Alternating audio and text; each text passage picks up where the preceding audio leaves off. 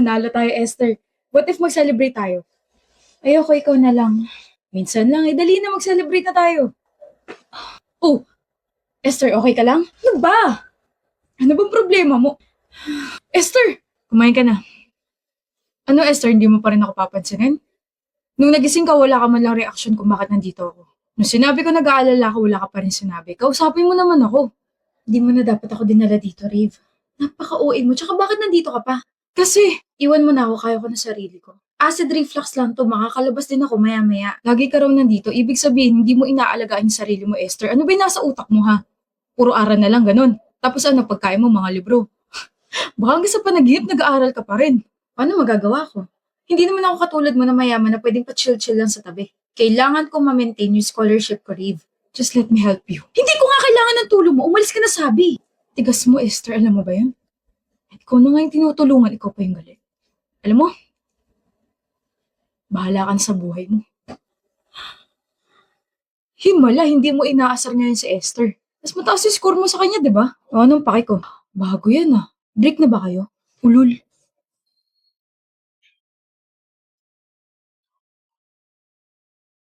Esther, tumawag kayo ng ambulansya. Esther, gising! Ano ba yun? Akala ko. Akala ko nahimatay ka na naman. Huwag ka nga matulog ng ganun. Parang hindi ka humihingi. Nakatulog lang ako, Rave. Tsaka, akala ko ba bahala na ako sa buhay ko? Akala ko ba? Parang paki ko. Ay, nahiya. O, pagkain. Mamaya, kain. Sasabayan kita, Esther. Kumain ka muna.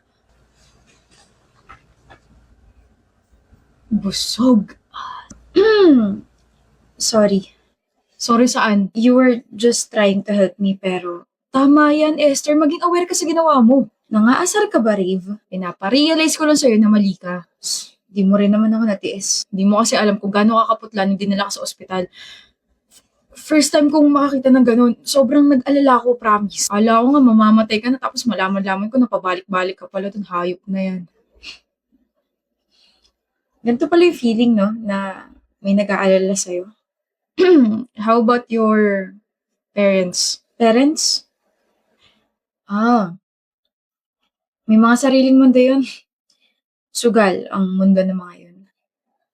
Naawa ka? Hindi. Bakit natahimik ka? Iniisip ko lang kung paano ko sasabihin na kung hindi mo kayang alagaan yung sarili mo, edi ako na lang gagawa nun. Tss. Nga pala, bakit mo ako tinutulok pala yung nasa ospital tayo ha? Sungit-sungit mo. Ayoko kasing ma-attach sa isang tao. Okay, hindi ako komportable. Babaguhin natin yan. Wala ka nang kawala, Esther. Hindi kita lulubayan. Ako na mag-aalaga sa'yo eh. Anong ginagawa mo rito sa tapat ng bahay namin? I'll be fast. Gusto ko lang ibigay sa mga to. Ano tong mga to?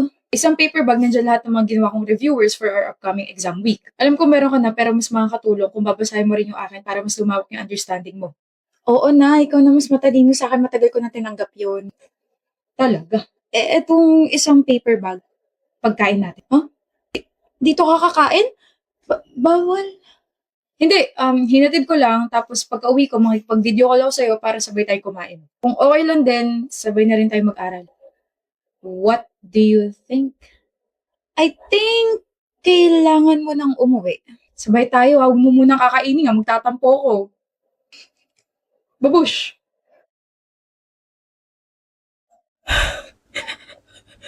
Rave. May I take your order, ma'am? Mamaya na lang po, may inaantay pa kasi ako eh. Okay po. Thank you. Mal!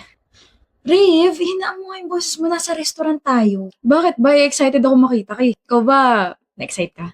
Hindi. Tigas mo pa rin talaga, Esther, no? At ang OA mo pa rin talaga. Sige, pagbibigyan kita ngayon, Esther. Pero anyway, kaya medyo na-late ako. Kasi muntik na akong mabangga ng sasakyan.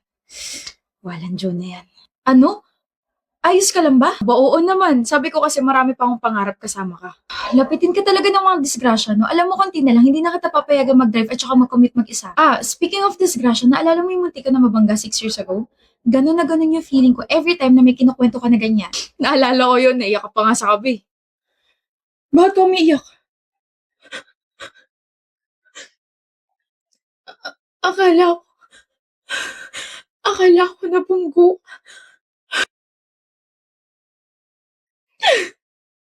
Alam mo ba, yun yung time na na-realize ko na gustong-gusto na talaga kita. Like, what if, what if nabangga ka talaga? Eh di napahiga na ako nun.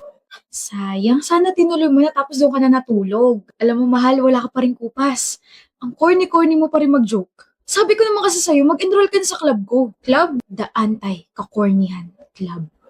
O, saan ka pupunta? Sa CR, sama ka. Pwede? Manahimik ka nga dyan. Love you, Esther. Oo na, I love you too. Kilig. You won't post anything, babe? O, nakakamat ka kaagad sa batok mo. Wala pa nga ako masyado sinasabi, Blaze eh.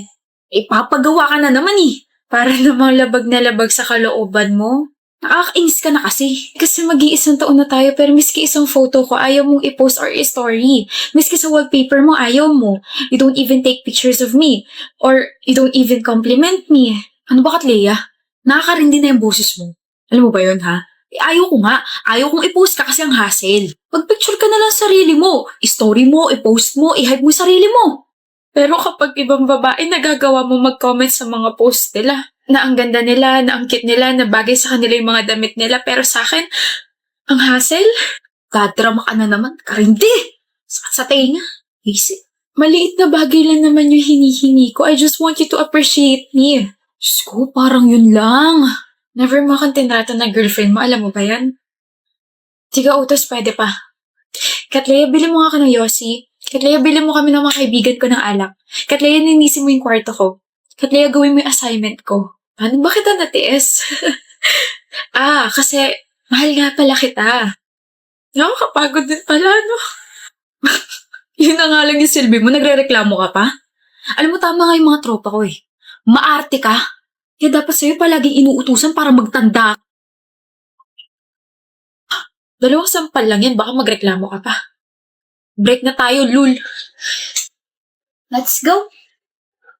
Bakit? Ang ganda mo, miss. Sino ka nga ulit? Pangalan ko po, Katleya. Girlfriend mo po, Dylan. Girlfriend kita? Kaganda naman na ba? Bagay sa'yo yung dress mo. Siyempre, ikaw bumili. Uy, kahit di ko yung binili, bagay sa'yo lahat ng mga pinipili mong damit. Naks. Isang post nga dyan. Yung heart pose mo naman, miss. Yan. Bi, dito ka dali. Picture lang kita. Nahiya ako, Bi, ang daming tao. Ano sabi ko? Flaunt and pose. Tama. Flaunt and pose. Yan. Nakaganto, babes. Smile. Tapos tingin ka sa gilid, pakita mo yung nakakahiwa mong jawline. Visit. Yan. Ang ngiti, parang in love na in love, Tagal na.